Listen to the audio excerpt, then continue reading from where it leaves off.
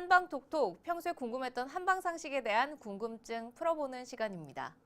이 박사님, 네. 안면에 특별한 외상이 없음에도 불구하고 네. 갑자기 통증이 생겼다가 사라지는 분들이 네. 계시다고 하더라고요. 네. 이런 안면 통증은 왜 생기는 걸까요? 네, 안면 통증은 이제 여러 가지 원인이 있습니다.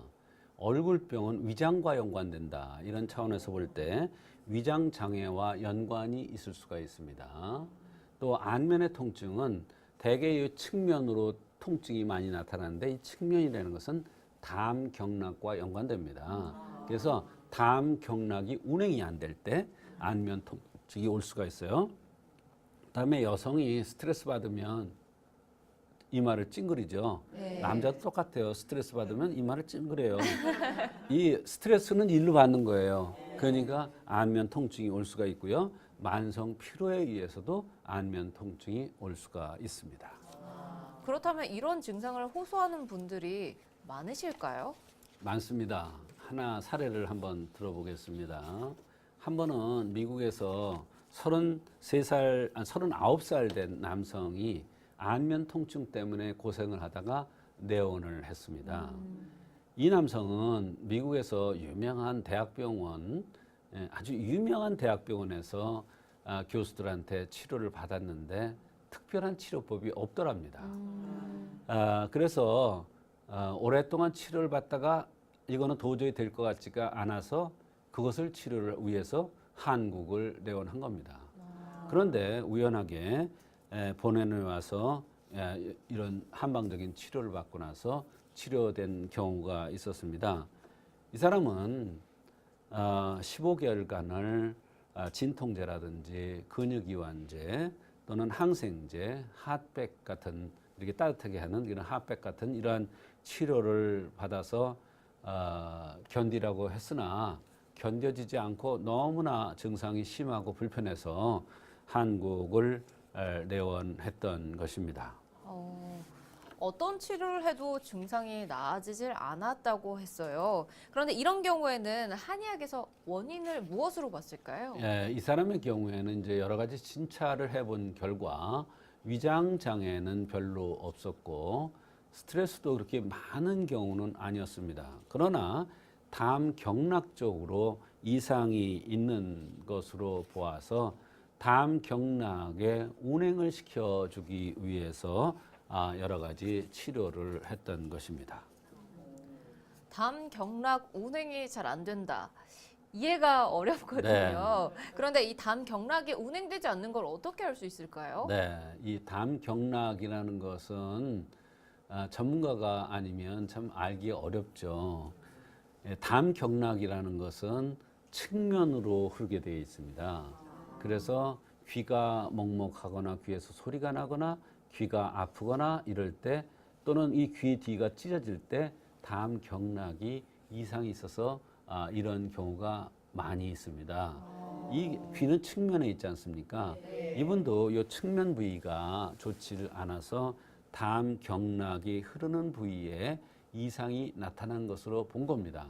말하자면 담의 경락이 원활하게 흐르지 못하니까 거기에 뭐가 쌓이고 그것에 의해서 안면에 통증이 왔었고 그 경락이 흐르는 것을 진통제라든지 소염제라든지 호르몬제라든지 핫백 같은 것으로 해결이 될 리가 없죠.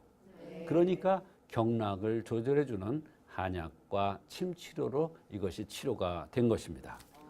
그렇다면은 치료 경과도 참 궁금해요. 네, 굉장히 이분이 마음이 조급했나 봅니다. 왜 그러냐면 그것을 치료받기 위해서 왔고 바로 또 치료하고 나서는 미국으로 가야 되기 때문에 첫날부터 내원했더라고요. 미국에서 비행기에 떨어지자마자 바로 왔는데 첫날 이 담정격이라는 치료를 받고 여러 가지 진찰을 하고 나서 이제 이것은 담 경락이 흐름이 좋지 않아서 오는 것이다. 판단해서 이제 담정격을 치료해 줬겠죠. 그래서 담정격을 시술했는데 첫날부터 그 본인이 느낌이 상당히 좋다고 했습니다. 그러면서 이분한테 들던 이런저런 약들은 끊어버리도록 했습니다. 한방적인 치료만 받고요. 그래서 담정격을 시술해줬고 또 담 경락이 운행되도록 하는 그런 한약이 있는데 그 한약을 투여했습니다. 몇 해 치료되지 않았는데도 벌써 증상이 좋아지기 시작을 했던 것입니다. 이 분이 와서 한 4번 정도 치료를 받았을 때 벌써 통증이 한 70% 줄었다고 했어요. 본인 말로요. 그러나 이 한방적인 치료는 근본적인 치료고 진통시키는 치료가 아니기 때문에 좋아졌다, 나빠졌다, 좋아졌다, 나빠졌다 이런 부침을 합니다. 이것을 소장 운동이라고 하는데 이 통증도 거의 다 좋아지는 것 같았다가 또 조금 나빴다가 거의 좋아지는 것 같아서 나빴다 이런 과정을 자꾸 반복을 합니다. 우리가 치아가 깊이 박혔을 때 이것을 뽑는 방법도 흔들어서 빼지 않습니까? 네. 그건 마찬가지예요. 통증이 오래됐고 또 통증의 원인이 깊고 병의 뿌리가 깊다면 그걸 자꾸 반복을 합니다. 그래 같은 치료를 계속 해주면 그게 반복되면서 근본적인 치료가 되는 것입니다. 그래서 이분은 이 통증이 오래됐고 이런 것이 오래되면서 거기에 이렇게 멍울 같은 게 생겼었는데 이 멍울도 많이 없어졌다고 했습니다. 그리고 이분이 한 1주 정도 치료를 예상하고 왔는데 그리고 이제 한약으로 치료할 목적으로 왔는데 일주일 정도 치료하니까 본인이 70~80% 치료됐다고 했습니다. 그래서 한약 먹던 거를 그대로 가지고 갔고 그 다음부터 이제 한약 치료만으로서 치료됐던 그러한 사례가 있습니다. 이분 같은 경우에는 한국에 온 김에 침 치료를 받아볼까 하고 들렸는데 15개월 동안 치료가 되지 않던 통증이 치료가 되셨어요. 네. 그렇다면 어디에 근거해서 치료를 하셨는지 상당히 궁금해요. 네, 모든 것이 조이고 멍울이 지고 경련이 일어난 것을 풀어주는 의미가 바로 담정격에 있습니다.